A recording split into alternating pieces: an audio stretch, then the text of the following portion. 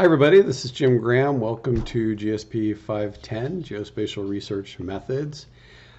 This is one of my favorite classes to teach because of course I use geospatial methods and data in my research, and teaching graduate students how to do the same thing is pretty natural and always fun and exciting because we get to not only learn about geospatial methods, but we get to hear about what you're doing in your research to use geospatial methods and data. This is a video to get you started and go over the syllabus. First thing we want to do is go to humboldt.edu. If you haven't already, go to My Humboldt and then go to Canvas. So this is and then either go here, or I tend to go Courses and go 510 because this menu is always available. Okay, so your Canvas will look a little bit different because you will have the student view. But the overall structure will be the same. The home page is really important because on it is the website. So this is where the bulk of the content is for the course. It's broken out by weeks. We will go week by week. Each one of these is 1 week. So starting this week, we'll have introductions and overview. And here's the content you want to go through. And I'm still in the process of creating videos for some of this. So if you get on early, be ready for things to change a little bit. Okay, so, and you will see labs. This is really the core of the class, is doing these labs. And here's a video I just put up because we will be using ArcGIS Pro this semester. Okay, so that's the website. And then we will have a Google Drive folder. We'll use that a little later in class, not right away. And yes, I have a YouTube channel. That's a new thing for me in the last year, but I'm finding it pretty fun, and there's just lots and lots of videos up there that I've created for stuff, and we'll use other resources online as well. So Canvas and the website are the two main places you're going to want to go. Canvas I use for the assignments, grades, quizzes, and the syllabus. Please review the syllabus right away. I'm going to go through it very quickly here, and then there'll be other material for you to look at during the week. So there's the class, where we're at. We will have a lab meeting Tuesdays. Here's a Zoom link for it. Right before class starts next week, or instruction starts next week, I will make sure everybody has a link to the Zoom meeting. It's also right here. I'll send you a Google Calendar invite. Here's my email. Feel free to email me. I live on email. It's how I communicate with most of the world, especially now with the COVID situation. We won't have synchronous lectures. Those will be replaced by online videos, but we will meet every week during our lab time. That's really important to be able to discuss any problems you're having and resolve any issues, and also talk about the broader issues of geospatial. Please try to make those unless you have a really strong reason not to be able to make them. Okay. There's a lot of material here for you to just read. Please go through it. This is a graduate level class that combines 2 undergraduate classes, and the information is then modified for graduate geospatial research. So it's a lot of stuff that we're going to cover in this class. We're going to cover it pretty quickly, so be ready. We should also have some fun. Again, there are the learning modules, readings, presentations, labs, other activities. The real focus is on the labs. I'll talk a little bit more about that. I'll talk about each of these actually. So the labs are really where the core of the class is. It's the biggest part of your grade. That's how you learn to do GIS, is by actually doing GIS, not by reading about it, right? So that's the main focus of it. That's where you'll probably put in most of your time. Then we'll have other activities we'll be doing and stuff. This is now an online class because of COVID. That's going to cause some issues, but it's also going to make everything available for you no matter where you are. So if you travel or anything like that, you're going to be able to get to the material. It's going to remove some problems for a few people. And then it's going to be hard for me to look over your shoulder and help you with the software. We'll do that the best we can. Again, very important. Email me if you have issues. I don't do final exams or midterms. I do quizzes and projects. So that part of it, the quizzes will just move from paper into Canvas, and they're good to do while you're going through the material. You will have a project. About the middle of the semester, you'll do a project, but don't worry about that right now. Worry about that in the middle of the semester. Most folks tie that to their graduate level research. That's great. That's what I encourage. Be professional. Talk a little bit more about that. The textbook is a good textbook for learning GIS and also to have on your shelf as a reference. It's a big book. It's at least 2 semesters worth of material.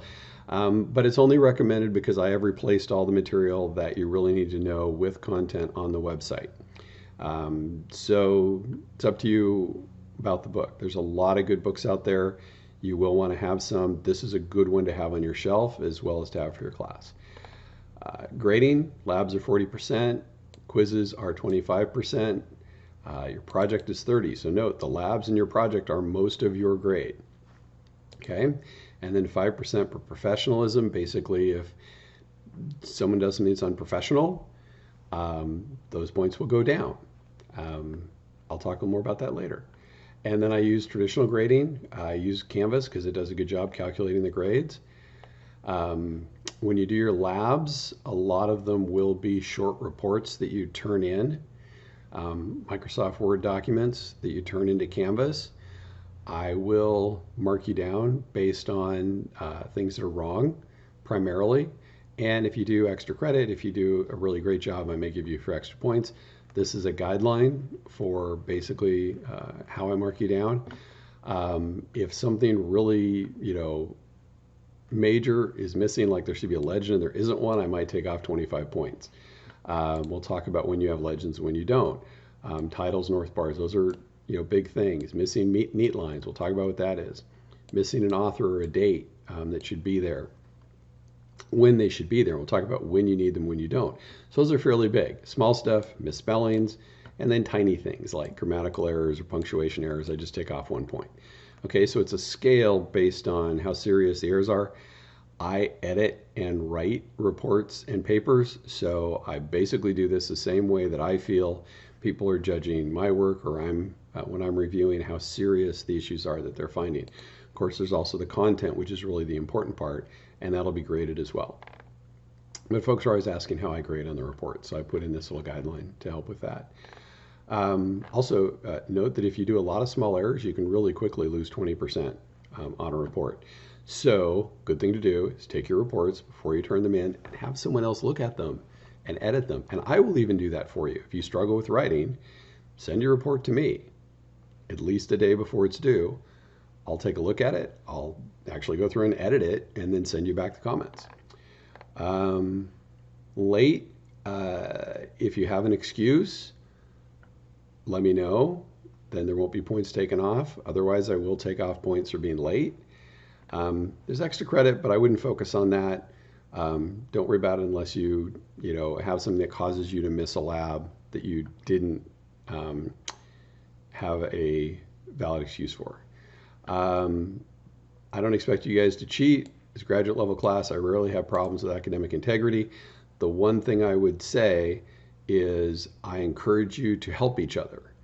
Every once in a while, folks miss that what I don't want you to do is to create some work and then give it to your neighbor, right? So create a map and give it to someone, or even a paragraph and give it to someone. Okay, so helping each other is great, but don't give your work to someone else or accept work from someone else that you put into one of your reports, because that would be cheating. At the same time, if somebody's struggling, help them, and then they'll be there to help you, and we'll all help each other. Okay, so there are some rules. We are going to have 2 field labs. We're going to go out in the field. Those of you who can get here and are willing to go, we don't have enough equipment for everyone. And I really believe there's value in doing this as a team. So we're going to do 2 field labs outside in groups. Now, those of you who aren't in the area, I already know some of you aren't here. That's fine. We're going to mail you the equipment if you don't already have it.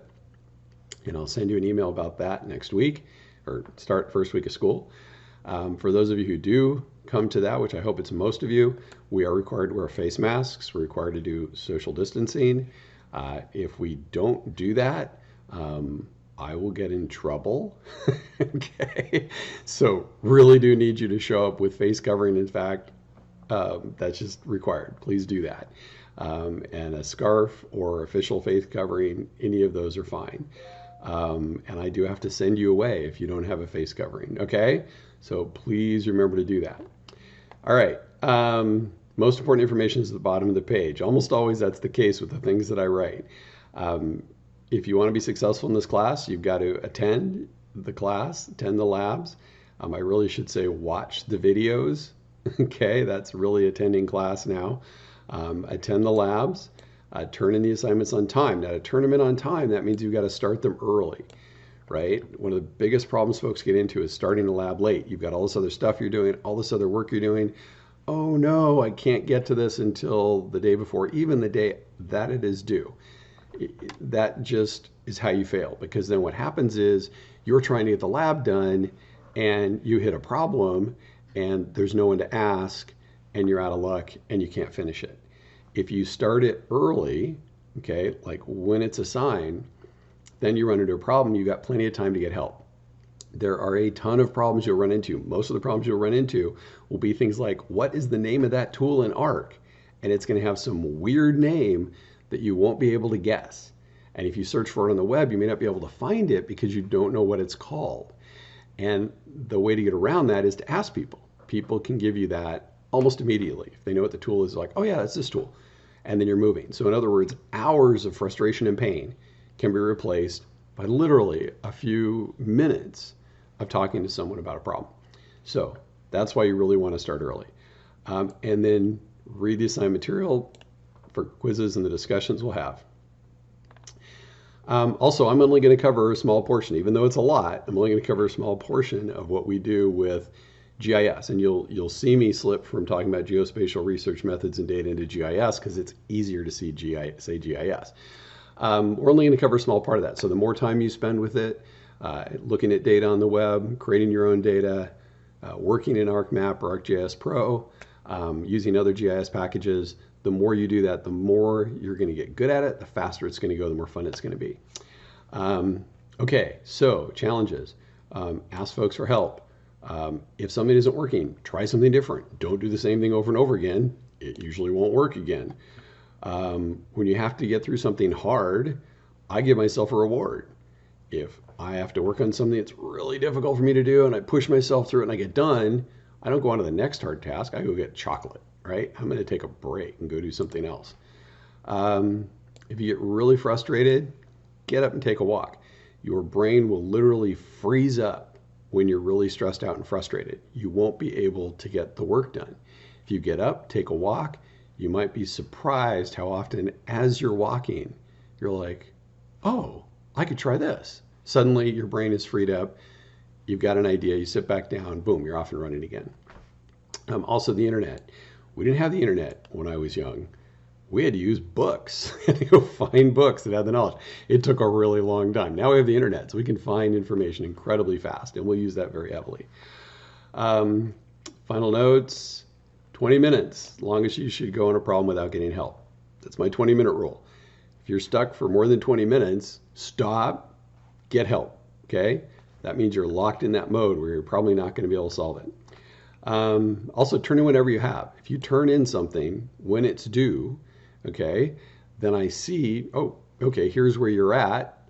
If you're struggling with something, I can get you help. You can always then update it and turn it in again later to get back points. That's better than waiting, getting marked down for being late, and turning in something perfect, okay? It's also how groups tend to work. We work with rough drafts. Again, work in teams, but turn in individual work. And make sure you cite everything from other sources. So if you do take something from the web, which we will do, we'll take data and other stuff from the web, definitely make sure you put a note in there as to where you got it, right? Because otherwise you're committing plagiarism. It's not academic cheating, it's plagiarism, which we also need to avoid. Okay, and I look forward to seeing you on Thursday.